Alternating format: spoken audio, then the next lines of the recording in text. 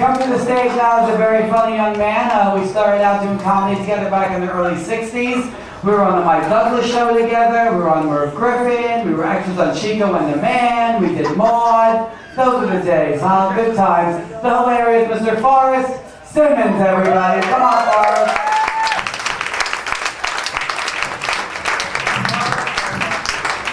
Stop clapping for Ron Poole.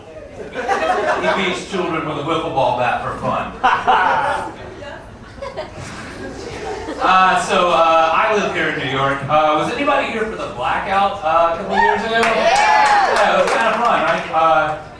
The thing about the blackout was the next day, right here in Times Square, I swear to God this is true, there were these guys selling t-shirts that said, I survived 9/11 and the blackout. What next, New York City? And it's like 9/11 in like regular old font, and then the blackout all huge.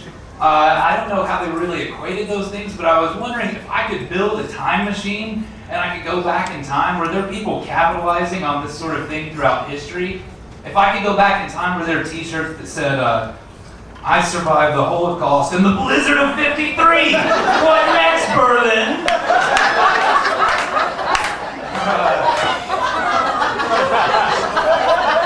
I survived the bubonic plague and the apple cart workers' strike. What next, most of 16th century Western Europe? That's one in the bank. Okay, I was recently hit on by an older woman. I was just as surprised as you were. I was hit on by an older woman where I work. At a dildo factory. I swear it's all true up to the dildo factory. It's a nursing home. All right. I'm not going to tell you where I work, but I was hit on by an older woman. The reason I know she was hitting on me is because she gave me her phone number and she said, I'm hitting on you, Forrest. So I knew this was my opportunity. This was God looking down saying, here you go, free shot. And so I should have said something about like, why don't we discuss this over cocktails this evening? That's what I should have said. What I did say instead was, awesome! Awesome! I might as well have had a skateboard in one hand and a juice box in the other.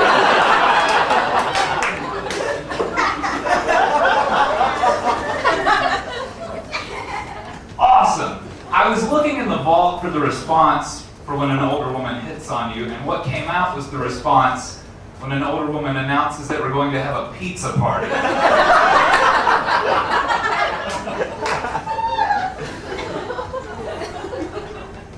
Anyone here like to go to the theater? Live theater, Broadway? You're lying! It's insufferable and you hate it.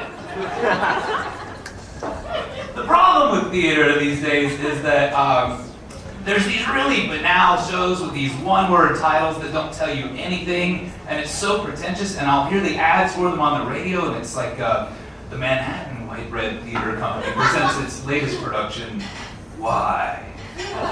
Come see, as a crippled mathematician witnesses a kitten getting run over on the street. He then retreats to his studio apartment where he asked himself for 3 hours. Why? But I'm going to tell you what kind of joke this is. I'm going to flip it on you. This is what we in the industry call how black people are different from white people. It's one of those jokes, because I see the ads for black theater, and it looks awesome. And the title tells you everything you need to know. It's like, the Harlem Gospel Theater presents its latest production, Sharonda, I told you need to get yourself a man with a job. Starring Patti LaBelle as Sharonda, featuring special guest appearances by every famous black person ever. Tickets are only $5 and include free pizza. That sounds awesome. One last thing I'm going to mention. I read something kind of disturbing recently. There are some Orthodox rabbis perform circumcisions, and then as per tradition, they suck the blood from the wound. I know. And I swear this is true. I read it in the New York Times because it's controversial, as you might imagine. My question is, how does a tradition like this get started? Here's my hypothesis. I think there was probably one dude about 8,000 years ago who had a thing for bloody baby penis. And he shows up to the village one day and he's like, the G-Man, I saw the G-Man in a dream last night. He said he's not happy with the whole moist towelette thing. We're gonna do it a whole new way, which I will now demonstrate on these 8 babies you see before you. And since this came from upstairs, you know what that makes it, bitches? A tradition.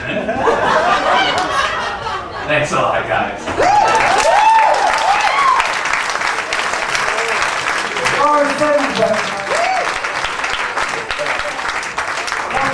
Forrest,